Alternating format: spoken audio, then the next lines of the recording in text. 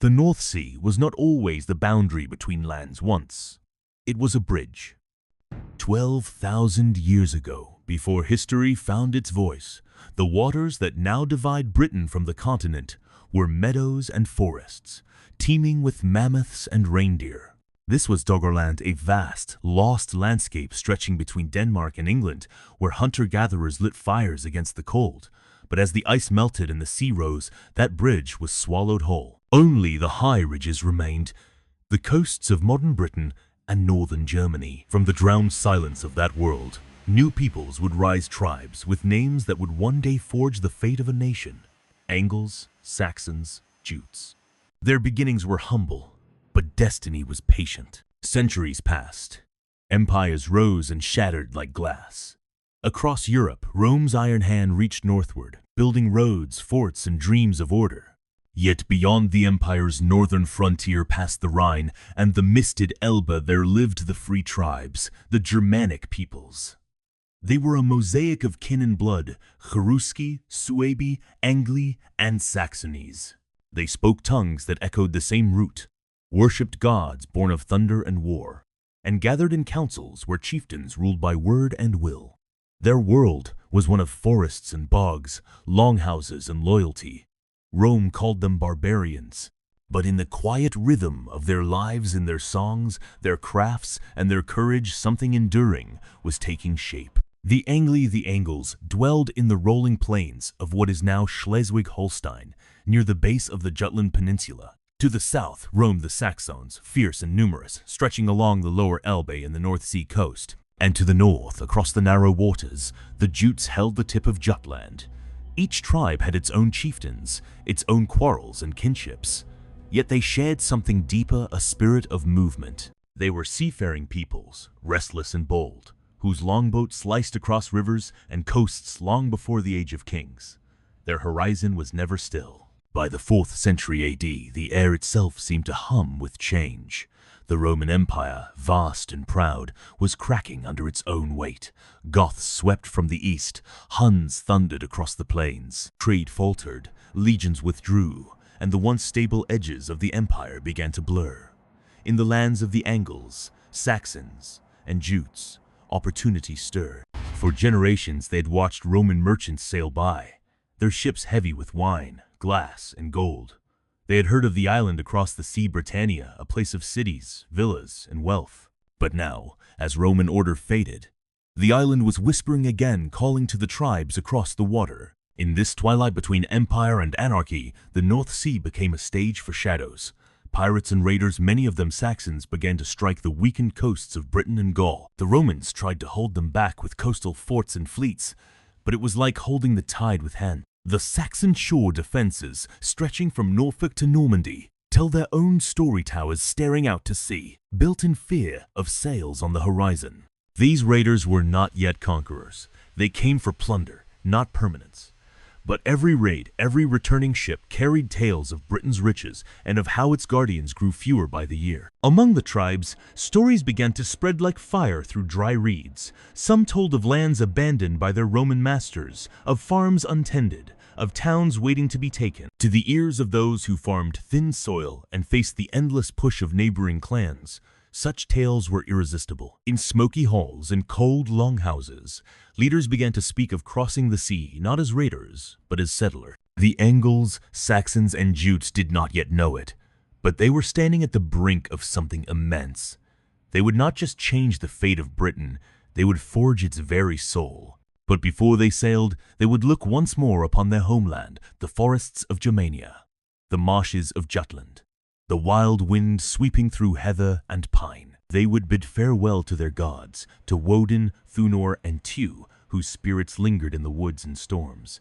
For the sea was a perilous god of its own, and many who set sail would never see land again. Yet still they went, driven by hunger, hope, and the unspoken yearning that has always defined humankind, the need to begin anew. And so, as the 5th century dawned, the northern shores came alive with the sound of hammers and axes, ships being built, families preparing, chieftains swearing oaths beneath gray skies.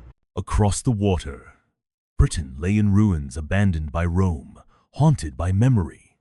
Neither side knew it yet, but history was waiting for their meeting. The waves between them would soon carry more than men, and timber they would carry the birth of a new world.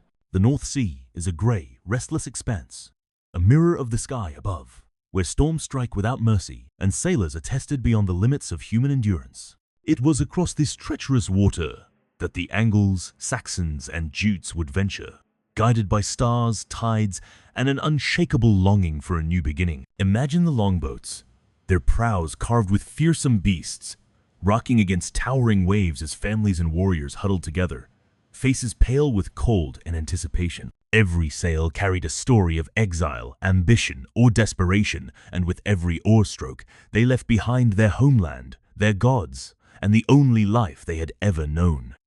The journey itself was a crucible. Ships were fragile, more skeleton than vessel, and the sea was unforgiving. Sudden storms could toss them like driftwood, and hidden sandbanks threatened to shatter their fragile planks. Men and women prayed to gods that might no longer hear them, singing laments to Woden and Frigg, hoping the ancient powers of the wind and wave would guide them safely. Children clung to parents, and the elderly whispered stories of lands beyond memory, of rivers wide as seas and forests dense as darkness. Every night, the fire of hope flickered against the vast black water, a fragile defiance against the indifferent sky. Across the water, Britain awaited in silence a land once ruled by Rome, now crumbling and abandoned. Cities decayed under the weight of their own stones, roads sank into mud, and villas were overtaken by wild grass. But it was not emptiness that called the Germanic tribes. It was opportunity. To the Angles, Saxons, and Jutes, Britain was more than a destination, it was a promise. Stories of fertile lands, unguarded settlements, and rich meadows traveled across the waves faster than any messenger. They imagined villages carved from forests, fields yielding grain, and a future their ancestors could only dream of. Yet the shadow of risk followed them like a storm cloud. They did not yet know what awaited on the far shores. Leadership on these voyages was crucial. Chieftains, chosen for their courage and cunning, commanded loyalty with a mixture of reverence and fear. Some had fought rival clans for years. Others had inherited command through bloodlines thick with ambition. But on the open sea, authority was tested in new ways. The slightest error, a misjudged current, a misread wind could spell disaster for dozens, even hundreds, of souls aboard a single vessel. Decisions were weighed in silence, broken only by the ceaseless crash of waves. Each leader knew that to fail was to doom not only themselves, but the lives of every family clinging to the sides of the boat. The journey was also a time of profound cultural exchange and observation. Sailors spoke in a cacophony of dialects, Anglic, Saxon, Jutish, mixing their stories, songs, and wisdom. They observed the flight of birds, the shape of clouds, and the direction of tides as signs of what lay ahead. Superstitions flourished in the shadows, as did courage. To turn back was unthinkable. To press forward was dangerous but glorious. They were moving not just across geography, but across the threshold of history, from the world they knew to a realm unclaimed and raw. As the weeks passed, the sea seemed to stretch endlessly, a gray desert under storm-dark skies. Many did not survive.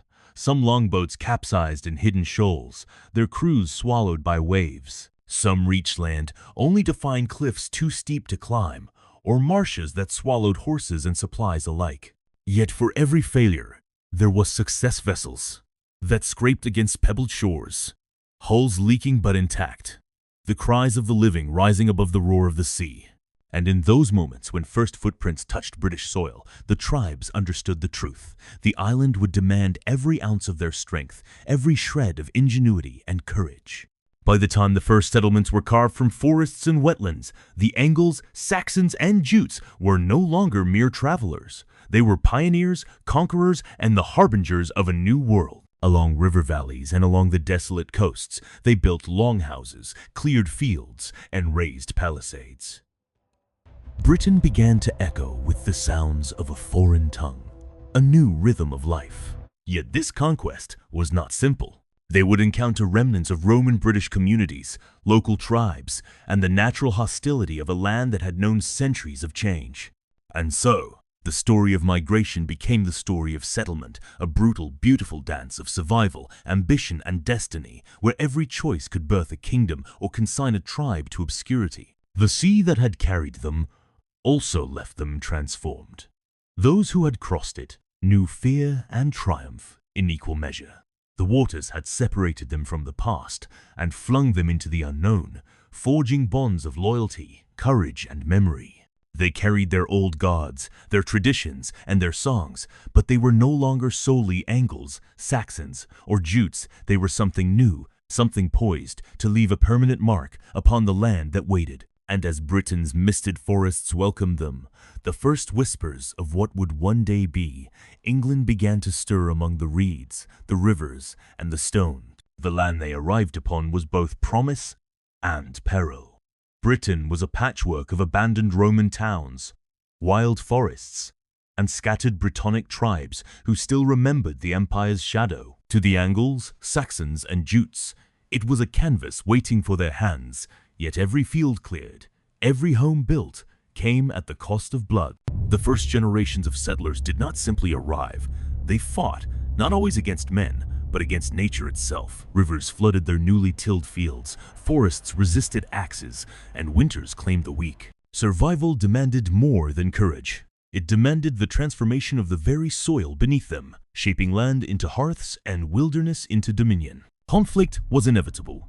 The Britons, heirs of Roman Britain, were not passive witnesses to these new arrivals. Warlords still held sway over river valleys and hill forts, and they fought with knowledge of the land, ambushing raiders, striking from forests, and retreating into marshes no foreigner could traverse.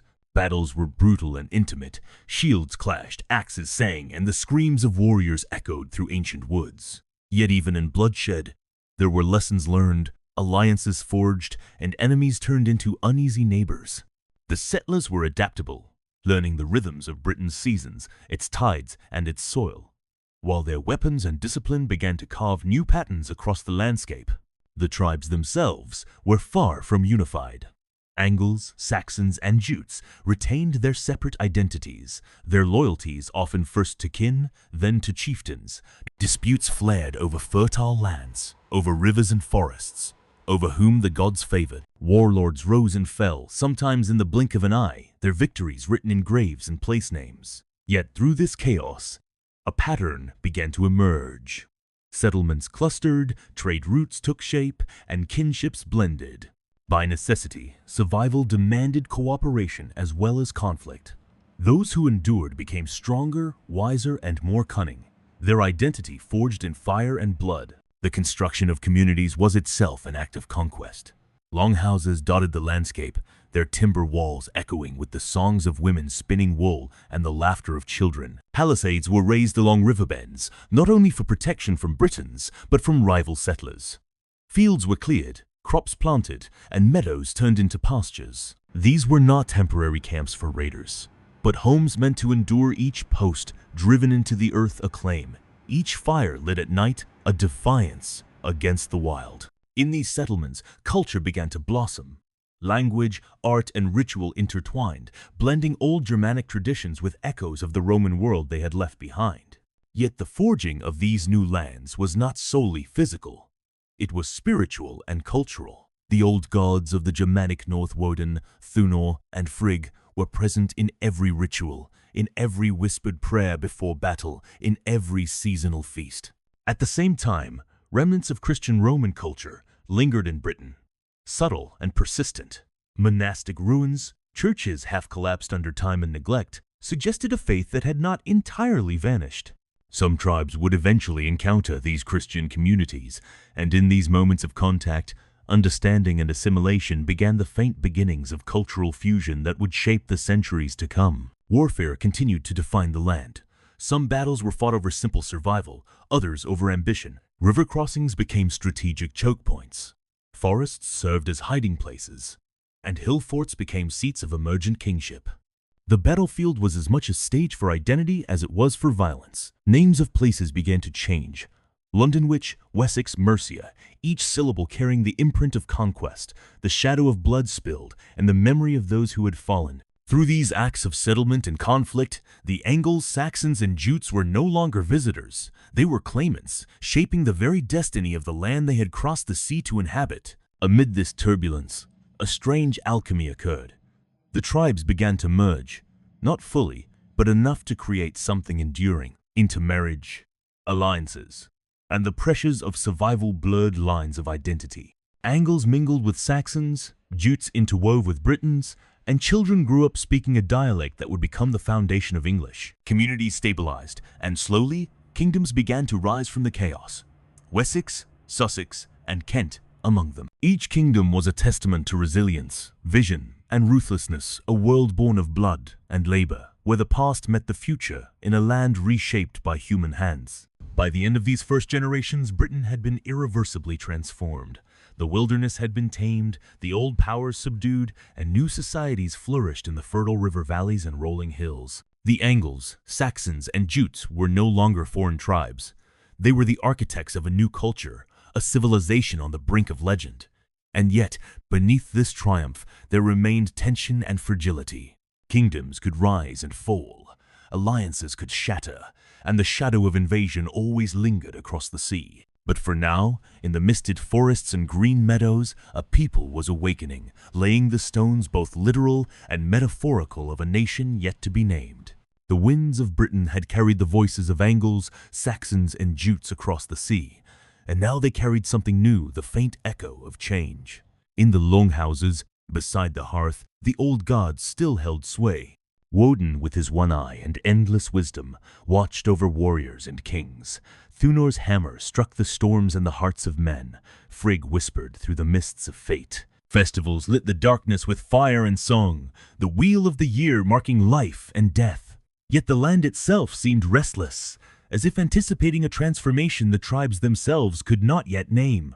The pagan world, vibrant and defiant, was about to meet a faith older than their memory, a cross rising from ruins and time. Christianity had not vanished with the Romans. Small communities, monks and priests, lingered in the decaying villas, hilltops, and monastic remnants, their voices quiet but unwavering. They carried books, relics, and the memory of a Rome that had once ruled the island. For the newcomers, these remnants were at first mysterious, perhaps threatening a faith that demanded obedience, that spoke of mercy, sin, and an eternal kingdom beyond the visible world. Yet curiosity and necessity bridged the gap. Farmers, warriors, and chieftains began to encounter the Christian way.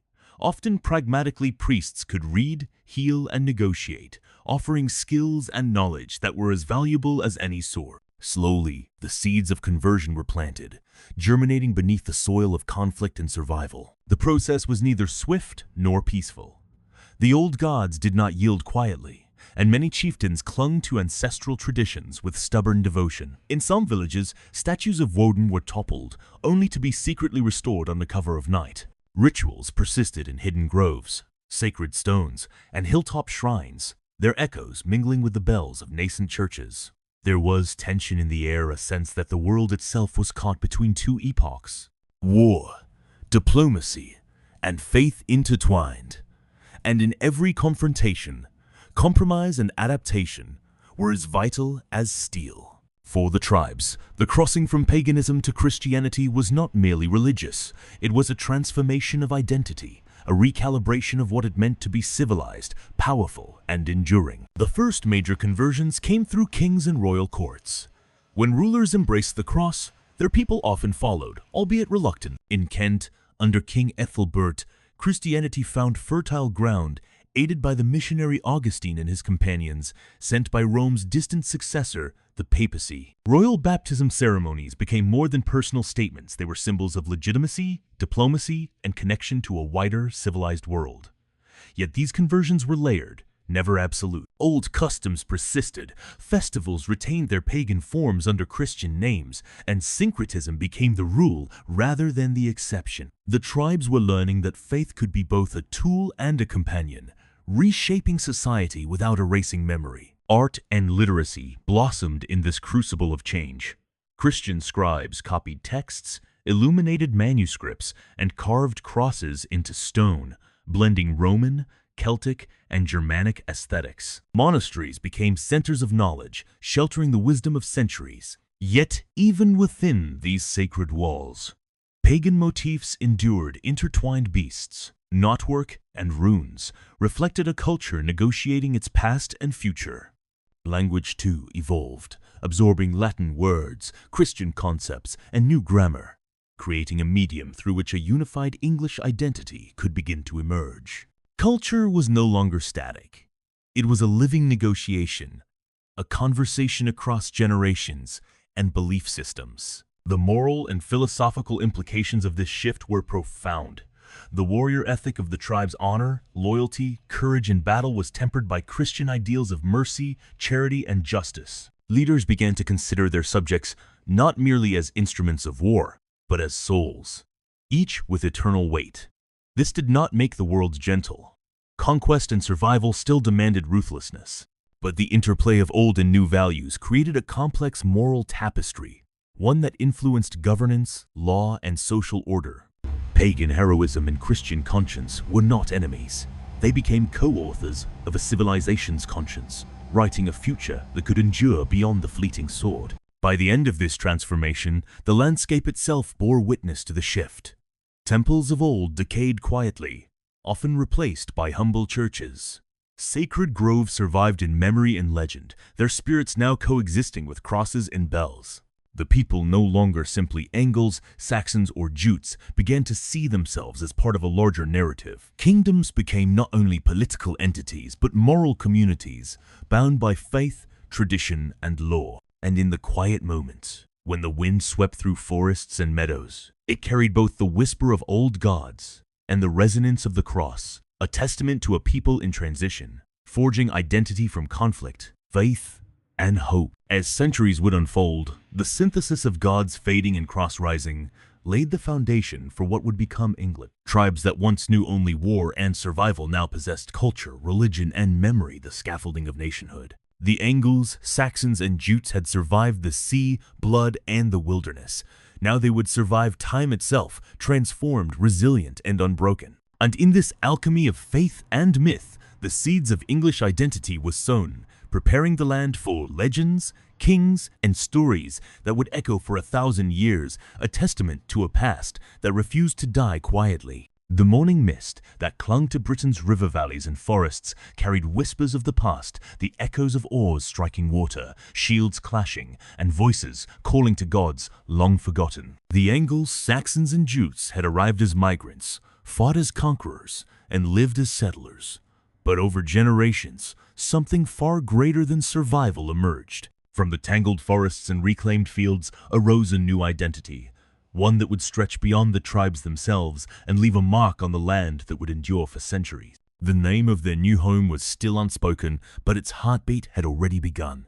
England. Place names, language, and law became the vessels of memory. The rolling hills bore the names of chieftains and kings, the rivers remembered battles, and towns carried the imprint of settlement patterns. Wessex and Mercia were no longer just regions. They were living testimonies to the blood and sweat of those who had carved civilization from wilderness. Every hill fort and river crossing held stories, some of victory, some of betrayal. The English tongue, born from the dialects of the Angles, Saxons, and Jutes, became the vessel for history and legend, a living archive that would later carry the epic poetry of Beowulf and the chronicles of kingdoms rising and falling. Yet identity was not forged merely from conquest or survival. It was forged from memory and myth. The stories of gods, heroes, and distant homelands persisted in song, legend, and ritual, even as Christianity claimed dominance.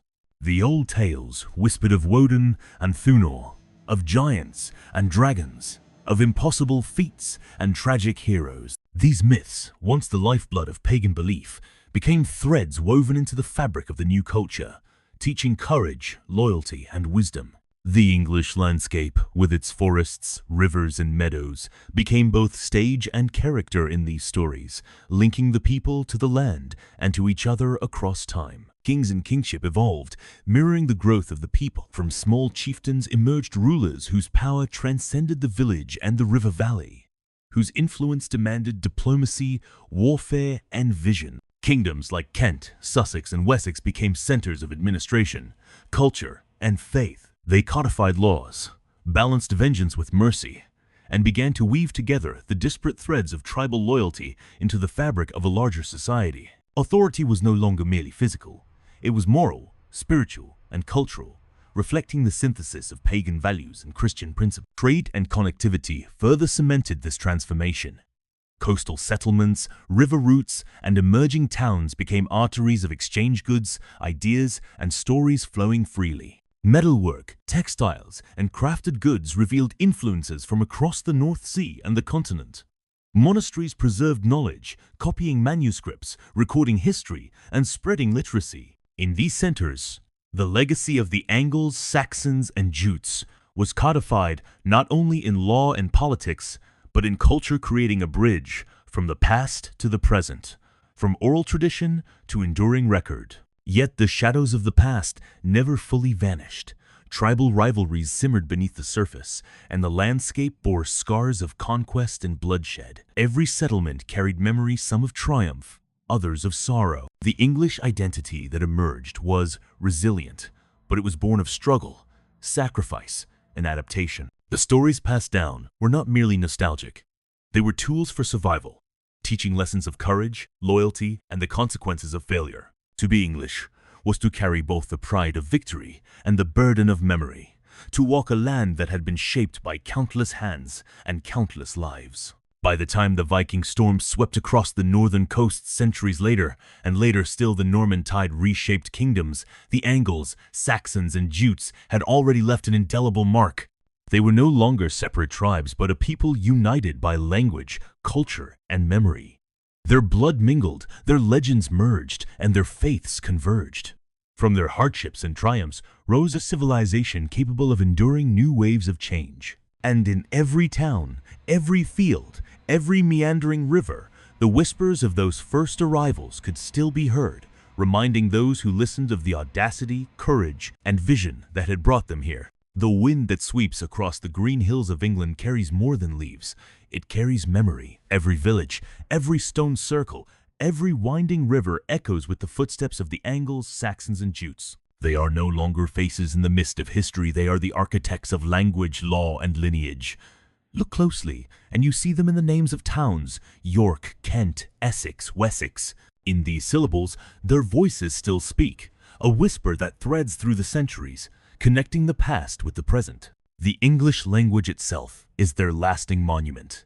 Words shaped by Germanic tongues became the building blocks of communication, poetry, and thought. In classrooms, in literature, in casual speech, the echoes of these tribes persist. Syntax, idioms, even the cadence of spoken English owe their existence to the migrations and settlements that began over a millennium ago. Every conversation in modern Britain is, in a way, a bridge spanning centuries, linking us to the longboats, forests, and hearths of these forgotten peoples. Law and governance too bear their fingerprints. The Witan councils, early legal codes, and the concept of kinship-based loyalty became the foundation for a society that valued both authority and justice. The balance of power between rulers and communities, a negotiation that the tribes perfected over generations of war and settlement, resonates even today in the structures of English local and national governance. Every act of civic order, every codified right, carries the memory of those first settlers forging society from chaos. Faith, layered and evolving, also reflects their journey. Pagan customs survived in festivals and folklore, blending seamlessly with Christian observances. Yule became Christmas. Harvest rites became seasonal celebrations. In churches carved from Roman ruins, in monastic manuscripts, and in local legends, the interplay of old gods and the rising cross created a cultural DNA that defines England. It is a testament to adaptation, resilience, and the ability of a people to carry forward memory while embracing transformation. The land itself is a living record. Ancient boundaries, river names, and hilltop settlements echo the tribal organization of centuries past. Archaeologists uncover artifacts, swords, jewelry, tools that tell stories of daily life, struggle, and triumph. Every discovery is a dialogue across time, a confirmation that the Angles, Saxons, and Jutes did more than survive. They shaped the soil, rivers, and culture of a nation. Their lives, once fragile against storm and sea, are now immortalized in the very geography of England. Even modern identity carries these echoes. The sense of community, the value placed on kinship, the resilience in the face of challenge, these are the legacies of migration, settlement, and adaptation. Literature, music, and historical consciousness continuously draw upon this heritage. The myths of Beowulf, the chronicles of kings, the moral stories passed from generation to generation, all are threads spun from the same fabric, woven by the first waves of settlers who dared to cross the Grey Sea. And so, the story comes full circle. From longboats tossed by storms, to the forging of kingdoms, to faith and culture intertwining, the Angles, Saxons, and Jutes continue to walk among us in our words, our laws, our songs, and our sense of belonging. Because the past is never truly gone. It's waiting to be reborn, not only in history books, but in the living pulse of the land they helped create. Their legend is eternal, for it lives wherever people remember, build, and dream. Final, cinematic reflection and legacy chapter that ties everything together, going even deeper into philosophical and emotional resonance, bringing the story to its ultimate conclusion. Beneath the soil of England lie shadows, remnants of fires long extinguished, footprints pressed into earth by warriors and farmers, echoes of voices that have not been heard for centuries. Every stone, every ridge, every river bends under the weight of memory. The Angles, Saxons, and Jutes left more than language, more than law, more than settlements. They left a rhythm, a pulse of human courage and ingenuity that has never faded. History is often written in triumphs and failures, but the true measure of these tribes is in the silent endurance of their deeds, the subtle shaping of a land and people that persists today. From the longhouses of Kent to the rolling hills of Mercia, from the sacred groves of Jutland to the meadows of Wessex, their influence grew like ivy across time. They taught a people to endure storms, to negotiate with neighbors, to blend old beliefs with new wisdom. Every battle they fought, every field they plowed, every law they shaped was a stone in the foundation of what would become England. And though kings rose and fell and empires swept in like tides, those foundations remained silent, unyielding, a testament to the resilience of a people who crossed the sea to carve a future from uncertainty. Yet legacy is not only written in stone or language, it lives in the choices of those who inherit it. The courage to leave home, to confront the unknown, to endure suffering for the sake of survival and prosperity. These are traits that echo through generation. Modern England, in its culture, its values, and its collective imagination, carries the imprint of those early settlers. They shaped the very concept of home, of community, and of belonging. And it is in this living inheritance, not just in archaeology or history, that the Angles, Saxons, and Jutes remain immortal. Art, literature, and myth became vessels for remembrance. The epic songs of warriors, the poetry carved into memory, the legends passed from one generation to the next, these were not idle tales. They were tools, instructions for survival, lessons in honor and morality, and a way of keeping the past alive. Every telling, every performance, every manuscript that survived the passage of centuries is a thread connecting modern consciousness to the firesides, fields, and forests of the first settlers. They remind us that civilization is not built solely of stone and timber, but of story and memory carried forward by those who choose to remember. Even the landscape remembers. Place names, ancient burial mounds, and rivers bear witness to their lives. Archaeologists uncover artifacts, tools, weapons, ornaments, each one a message across time, a fragment of a people who dared to step into history. The land itself became a living archive, encoding memory into the geography. Walking these hills, tracing these rivers, one can almost hear the whispers of those who arrived in longboats, who fought, loved, prayed, and dreamed, leaving traces that no war or time could ever fully erase. And in reflection, one sees the larger truth. History is not static. The Angles, Saxons, and Jutes remind us that every human endeavor, migration, conquest, settlement, belief, reverberates beyond its moment. We inherit more than territory or tradition.